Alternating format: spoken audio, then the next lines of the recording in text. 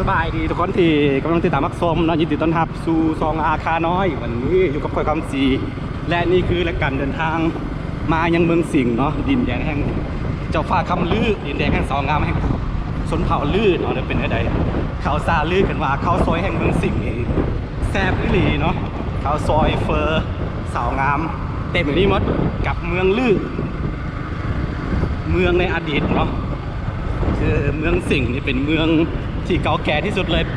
เคยมีเจ้าฟ้าอยู่นี่เนาะเป็นเจ้าฟ้าคำลือเป็นเจ้าฟ้าของชนเผ่าลือเนาะเดี๋ยวจะเป็นได้แล้วเขาจะเข้าไปชมเทศบาลเมืองสิงห์แล้วก็สถานที่ท่องเที่ยวต่างๆเนาะเขาจะอยู่นี่ประมาณ 2-3 วันจึงกลับไปเนาะโอเคเจอกันกับการเดินทางสู่เมืองสิงห์เมืองแห่งทะเลหมอกทำได้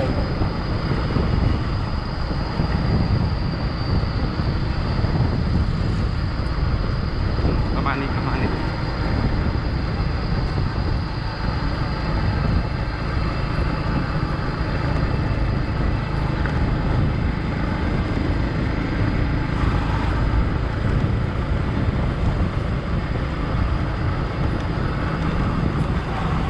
ไม่เกิด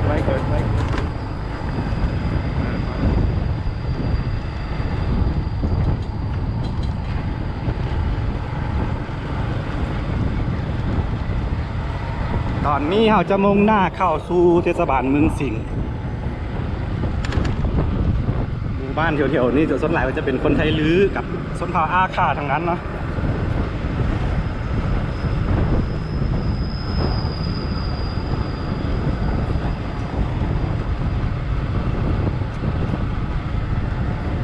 ขี้ฝุ่นเต็มเลยเส้นทางจากเมืองรองหาเมืองสิงห์นี่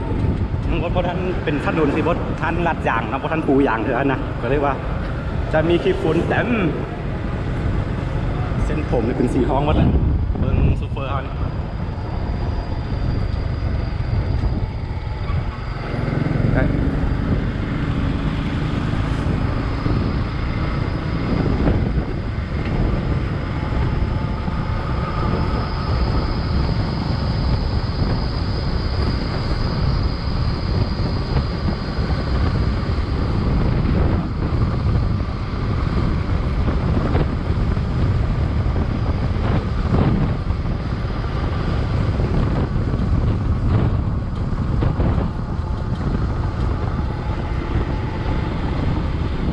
เมืองสิงห์นี่เป็นทุ่งเพียงที่กว้างที่สุดในทั้งภาคเหนือของประเทศลาวเนาะ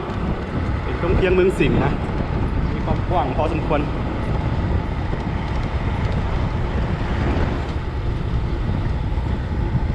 บูฮู้ว่าเสียงมันจะเป็นไงเพราะว่าลมก็แห้งเนาะบูฮู้ว่าทั้ง FC ทั้งหลายได้ยินเสียงบ่เนาะแล้วเป็นไงแล้วก็ต้องขอโทษขออภัยเพราะว่าเป็นกันใช้ทำระวังการเดินทางเนาะ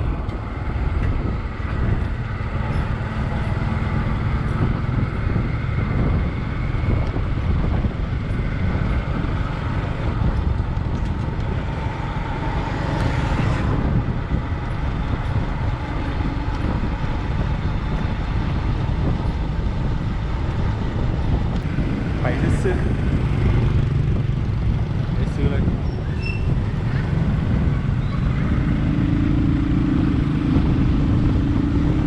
สบายนี่เขาใช้กินเลือดหน่อยเลย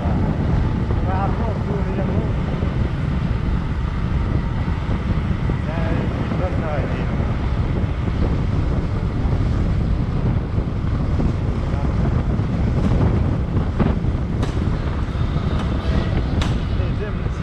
เนี่ยนะไซส์เล็กเนี่ยฮะ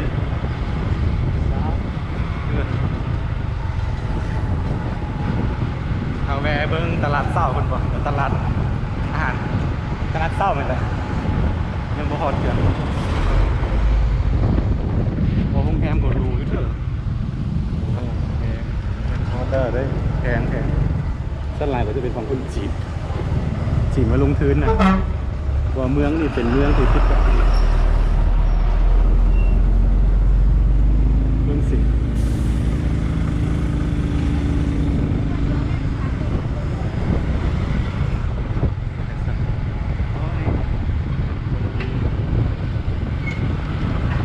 นี้เราเข้ามาในเทศบาลเมืองสิงห์เนาะเขาซิขี่เซียวมอเตอร์ไซค์ที่อ้อมเทศบาลเมืองก่อนเนาะหลังจากนั้นแล้วก็เขาจะหาที่พักอีกที่หนึ่งลองลง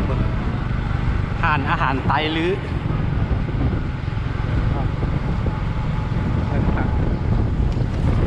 เดี๋ยวจะมาพื้นที่ก็ได้ไปทางไหนดีไปทางนี้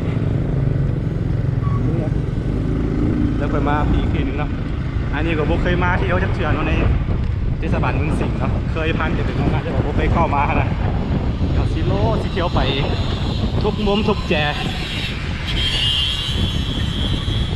แล้วก็มืออื่นจึงแบบสิไปให้รีวิวแบบสถานที่ท่องเที่ยวสถานที่อีกทีหนึงเสื้อผ้าทุกโต20,000 กีบ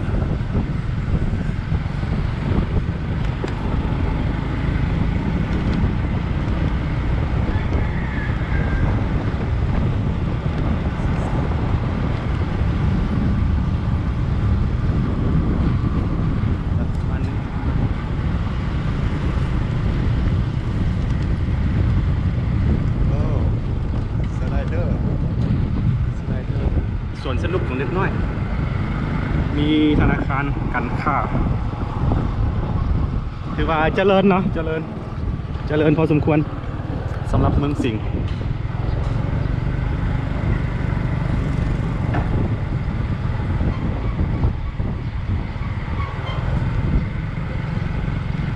อ้อมไป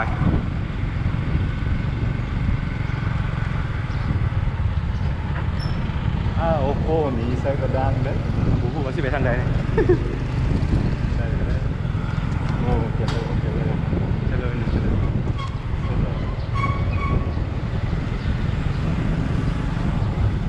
อเมืองอะนี่คือเดี๋ยวครับเบิ่งเลย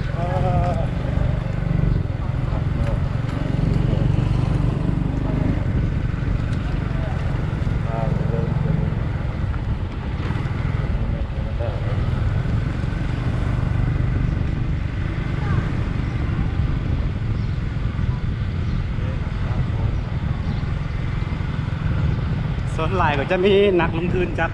ประเทศจีนเนาะมาลงทุนหลายเพราะว่าจะเป็นอาหารโรงแรมบ้านพักพวกนี้เนาะอาหารขายของก็ยังเครื่องมาทุกๆอาชีพเนาะจะมีคนจีนเข้ามาลงทุนหลายให้ได้รับคะแนนกัน ATM อันนี้เป็นตลาดวะน่าจะโบแมนตลาดขายของไปเห็นเลยต่อไปเบิ้งอ่ะตลาดเกษตรกรรมเมืองสิงห์มาร์เก็ตเข้ามุกเข้าบ่เข้าอ่ะ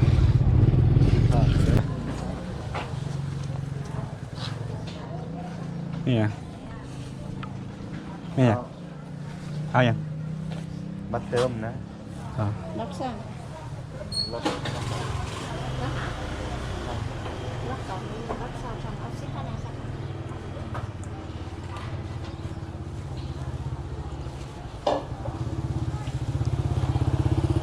คือตอนนี้เราอยู่ที่ตลาดเกษตรกรรมเมืองสิงห์เนาะแขวงหลวงน้ำทาตอนนี้เราที่เดินได้มาแล้วเนาะที่เดินเบิ้งว่ามันจะเป็นในแต่ส้นลายก็จะขายจำพวกผลไม้ขายแบบหลายๆชนิดเนาะแล้วเป็นในใดลองเบิ้งติดกล้องโกโปรไว้ในหน้าอกนี้บดได้ถือเอาว่าส้นลายคนลาวเขาบ่เคยออกกล้องบ่อยากอ่องกล้องนะเป็นคนไอกล้องนะใส่ผ้าอัดปากน้องจะเดินไปเรื่อยๆเบิ้งเป็นในใดนะเป็นตลาดเมืองสิงห์ตลาดเกษตรกรรมเมืองสิงห์ป้ายที่เห็นเมื่อกี้นี้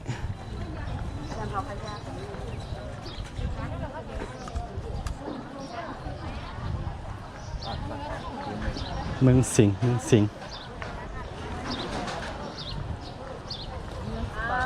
ต้องเดินเบิ่งว่าเป็นยังไงสันลายก็จะเป็นจะเดินไปจำพวกตลาดสดแล้วก็มาถึงว่าอาหาร ทรงนี่จะเป็นอาหารธรรมชาติผักผลไม้จากป่า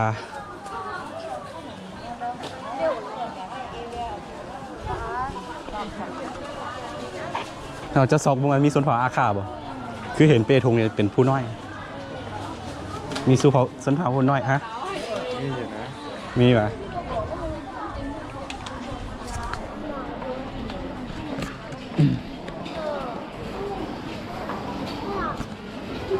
左脑ออกก็รอบ左脑ออกก็รอบมันโคตรละ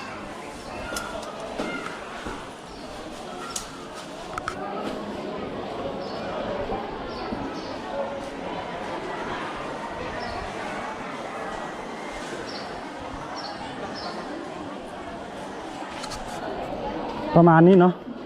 เป็นอีกตลาดหนึ่งที่กว้างใหญ่ถ้าเทียบกับตลาดอื่นๆ แล้วว่าเมืองอื่นๆเนาะสำหรับเมืองสิงห์โอเคเดี๋ยวนี้เราจะเดินออกไปข้างนอกแล้วก็จะไปหาที่พักเนาะโดยจะรีวิวสถานที่ท่องเที่ยวหรือว่าที่เก่าแก่ในเมืองสิงห์อีกทีหนึ่งเจอกันกับการเดินทางสู่เมืองสิงห์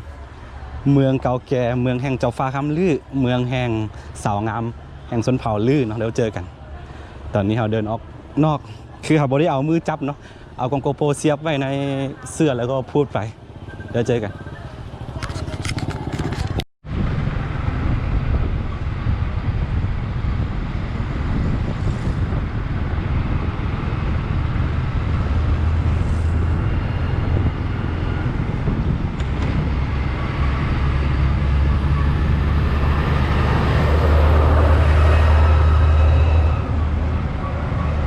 รถตั้งสวนอ้อยมีโรงแรมความเมยโรงแรมจีนนะน่าจะแพงอยู่ถ้าหาที่พักแบบราคาทึกๆเหรอ สิบมีหรือเปล่าขนม บูมีกลับไปครับ ตอนนี้เรารีบแบบเบิ้งซื้อนะเที่ยวเบิ้งเทศบาลแล้วก็สิกัดไปหาที่พักแล้วก็ไปอาบน้ำอาบท่าแล้วเคยเราอีกที่หนึ่งโอเคกลับไปนะ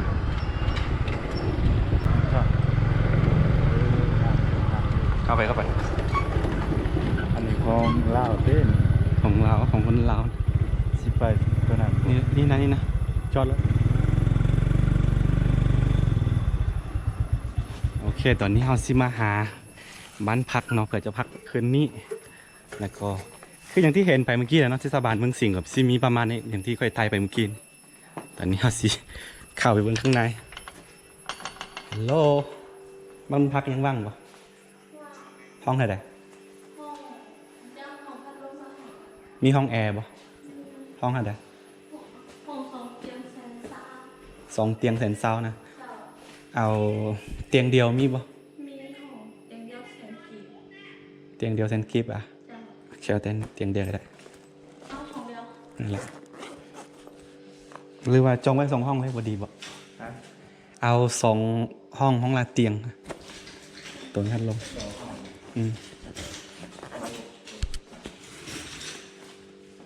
อันนี้ใจพันตัวนี้เลยได้มันบ่สำหรับพันตัวนี้ได้มันบ่เอาตัวมีห้องแอร์ด้วย2เคยมาพักแล้วตอนประมาณ3 ปีที่แล้ว เคยหน้าเต้น เคยมามีบ่อันสำรับนี้ได้ปะได้มันบ่โอเคนี่เนาะบ้านพักขึ้นละแสนกีบห้อง18แล้วสิมีหน้าตาแบบใดลองเข้าไปเบิ่งดูนะโอ้ย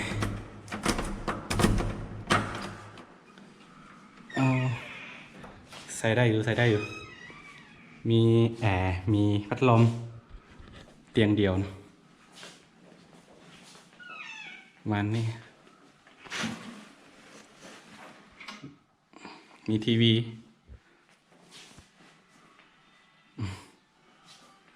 เดี๋ยวสิเบิ่งห้องน้ำเปิดไฟเด้อ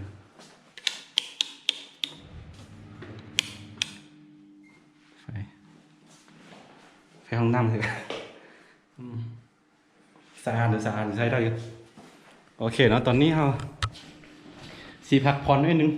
สี สียอาบน้ำอาบทาแล้วก็จะไปหาด้วยกินอีกทีหนึงเนาะเดี๋ยวเจอกัน ตอนนี้ไฟก็หมดเมมโมรี่ก็เต็ม